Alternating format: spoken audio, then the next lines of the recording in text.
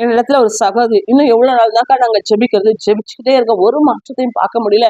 என் வாழ்க்கையின் போராட்டத்துக்காக எதிர்மறையாக எனக்கு செயல்படுகிற சத்துருவின் வல்லமைக்கு விரோதமாக நானும் ஜெபித்து கொண்டே இருக்கேன். ஆனா எந்த மாற்றமே தெரியல. தேவன் கேட்கிறாரா? இல்லாட்டி நான் ஜெபிக்கிறதுனால ஏதாவது பல ஒவ்வொரு முறையும் நான் போறேனே அதெல்லாம் வேஸ்ட் இதெல்லாம். இப்படி என்ன பண்ணாங்க, அநேக வார்த்தைகளை சொல்லி புலம்பிக் கொண்டே இருந்தாங்க. பாருங்க, இன்றைக்கு நாம கூட இப்படி புலம்புகிறவர்களா இருக்கலாம். இந்த கல்லை பாக்குறீங்களா? இப்ப இந்த கல்லை உடைக்கணும் அப்படின்னு சொல்லி சொன்னா, இதுக்கு உடைக்கிறதுக்கு என்ன பண்ணும், ஏதோ ஒன்று தேவைன்னா இந்த கல்லை வச்சு இதை ஒவ்வொரு அடியா என்ன பண்ணுது, என்னுடைய பலத்துக்கு தகுந்தபடி என்ன பண்றேன், நான் அடிக்கிறேன். பாருங்க, அடிக்க அடிக்க அடிக்க அடிக்க பாத்தீங்கன்னா அந்த கல்லுல அடி விழுந்து கொண்டேதான் இருக்குது. ஆனா பாத்தீங்கன்னா வெளியில பார்த்தா அதுல ஒண்ணுமே இல்ல, மாற்றமே இல்ல. அப்படியே அந்த கல் இருக்கிற நிலையில தான் இருக்கிற மாதிரி தெரியுது. ஒரு 10 முறையாவது அடிச்சிருப்பேன். இப்ப 20வது முறை, 30வது முறை, 40வது, இப்படி நான் தொடர்ந்து அடிக்க அடிக்க வெளியில பார்த்தா ஒருவேளை ஒரு மாற்றமும் தெரியாதது போல தெரியலாம்.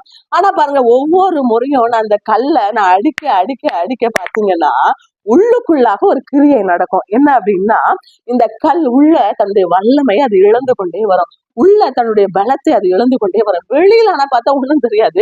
ஆனா உள்ளுக்குள்ளாக ஒவ்வொரு அடிக்கும் அது தன்னுடைய வல்லமை கொஞ்சம் கொஞ்சம் கொஞ்சம் கொஞ்சமா இழந்து கொண்டே வரும்.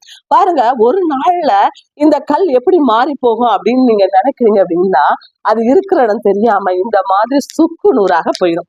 இப்ப நம்ம தேடினா கூட அதை பார்க்க முடியாது.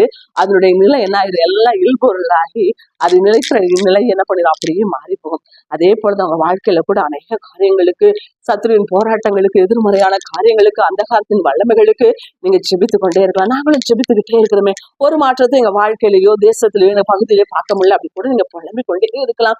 தேவன் கேட்கிறாரா? நாங்களும் ஒவ்வொரு முறை போய் ஜெபிக்கிறோமே, என்ன பிரயோஜனம் அப்படின்னு சொல்லி கூட நீங்க நினைக்கலாம். ஆனா ஒரு முறை நீங்க ஜெபிச்ச ஜெபம் கூட என்ன பண்ணாது, விருதாவே போகாதுங்க. ஒவ்வொரு முறையும் நீங்க தேவ சமூகத்துல போய் போய் போய் அந்த பிரச்சனைகள், அந்த போராட்டங்களை நீங்க சொல்ல சொல்ல சொல்ல தேவன் உங்களுக்காக என்ன பண்ணுவாரு, அந்த பிரச்சனைகளுக்கு ஊடாக ஒரு கிரியைகளை நடப்பிப்பார். அது ஒருவேளை வெளியில தெரியாது, ஆனா உள்ளுக்குள்ளாக அந்த கிரியை என்ன பண்ணும், நடந்து கொண்டே இருக்கும். உள்ளுக்குள்ளாக இருக்க அதோடைய பலன், அதோடைய வல்லமை முழுவதும் இழந்து ஒரு நாள் முழுவதும் அப்படியே போயிடும். அப்ப பாத்தீங்கன்னா அது அப்படியே சுக்குநூறாக உடைந்து அது இல்பொருளாயிடும். அன்னைக்கு உங்க வாழ்க்கையில பார்த்தா ஜெயம் கிடைக்கும். அதனால இன்னைக்கு நீடித்த நாள் ஆயிடுச்சு, நான் எத்தனை நாள் செபிக்கிறது, இன்னும் எப்பதான் அப்படிலாம் புலம்பாதீங்க. உங்க வாழ்க்கையில ஒரு கிரியை ஒவ்வொரு நாளும் நடந்து கொண்டே இருக்குது என்று சொல்லி விசுவாசிங்க. சீக்கிரத்துல நீங்க மாற்றத்தை காண போறீங்க. ஆண்டவரை துதிக்க போறீங்க. மறந்து போயிடாதீங்க. ஜெபித்து கொண்டே இருங்க. ஜெபத்தை விட்டுறாதீங்க.